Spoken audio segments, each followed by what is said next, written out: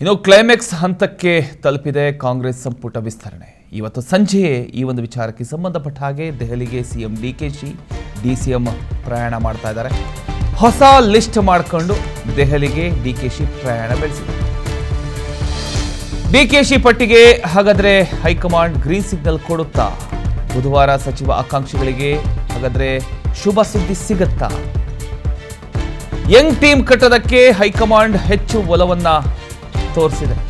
ಪ್ರತ್ಯೇಕ ಪಟ್ಟಿ ಸಿದ್ಧಪಡಿಸಿಕೊಂಡಿರತಕ್ಕಂತಹ ರಾಹುಲ್ ಗಾಂಧಿ ಹೊಸ ಮುಖಗಳಿಗೆ ಮಣೆ ಹಾಕೋಕೆ ರಾಜ್ಯ ನಾಯಕರು ಹಿಂದೇಟಾಗ್ತಾ ಇದ್ದಾರೆ.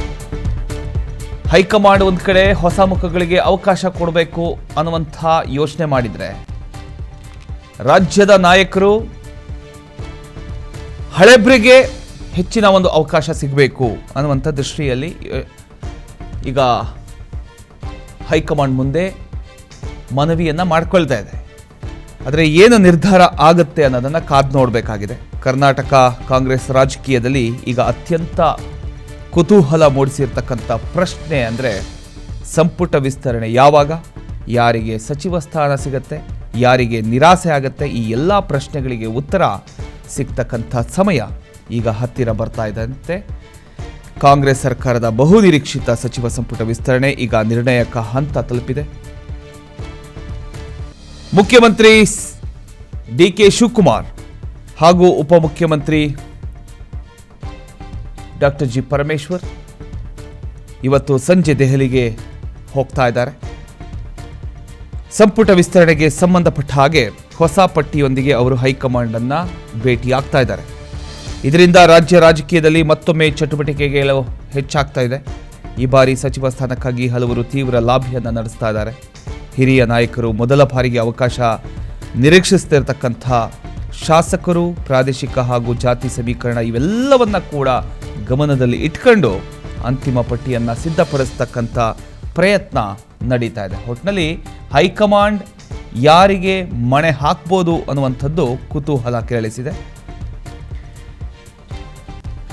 ಇನ್ನು ಕಾಂಗ್ರೆಸ್ ಹೈಕಮಾಂಡ್ನ ಅಂತಿಮ ನಿರ್ಧಾರಕ್ಕೂ ಮುನ್ನ ಹಲವು ಹೆಸರುಗಳು ಕೂಡ ರಾಜಕೀಯ ವಲಯದಲ್ಲಿ ಕೇಳಬರ್ತಾ ಇದೆ.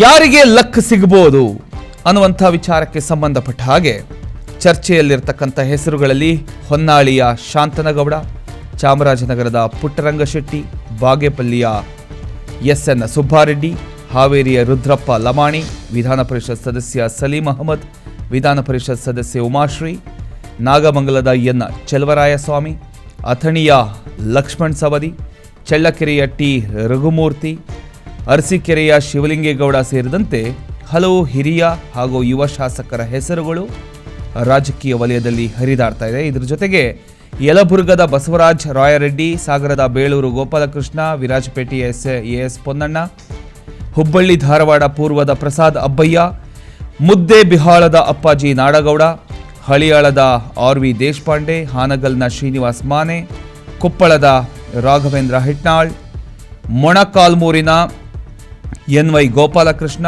ಮಳವಳ್ಳಿಯ ಪಿ.ಎಂ. ನರೇಂದ್ರ ಸ್ವಾಮಿ, ಶಿವಾಜಿನಗರದ ರಿಜ್ವಾನ್ ಅರ್ಷದ್, ವಿಜಯನಗರದ ಎಂ. ಕೃಷ್ಣಪ್ಪ, ಹೊಸಕೋಟೆಯ ಶರತ್ ಬಚ್ಚೇಗೌಡ ಹಾಗೂ ಮಾಗಡಿಯ ಎಚ್.ಸಿ. ಬಾಲಕೃಷ್ಣ ಅವರ ಹೆಸರುಗಳು ಕೂಡ ಚರ್ಚೆಯಲ್ಲಿ ಇವೆ ಅಂತ ಹೇಳಲಾಗ್ತಾ ಇದೆ. ಆದರೆ ಇಲ್ಲಿ ಗಮನಿಸಬೇಕಾದ ಪ್ರಮುಖ ಸಂಗತಿ ಏನು ಅಂದರೆ, ಈ ಹೆಸರುಗಳ ಬಗ್ಗೆ ಅಧಿಕೃತ ದೃಢೀಕರಣ ಇನ್ನೂ ಕೂಡ ಬಂದಿಲ್ಲ.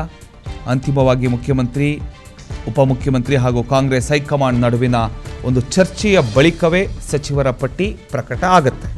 ಆದ್ದರಿಂದ ಈ ಹಂತದಲ್ಲಿ ಇವು ರಾಜಕೀಯ ಲೆಕ್ಕಾಚಾರ ಹಾಗೂ ಚರ್ಚೆಗಳ ಭಾಗ ಮಾತ್ರ. ಸೊ ಹೈಕಮಾಂಡ್ ಯಾವ ರೀತಿ ಗ್ರೀನ್ ಸಿಗ್ನಲ್ ಕೊಡುತ್ತೆ, ಯಾರ ಹೆಸರನ್ನ ಉಲ್ಲೇಖ ಮಾಡುತ್ತೆ ಅನ್ನೋದನ್ನು ಕಾದು ನೋಡಬೇಕು.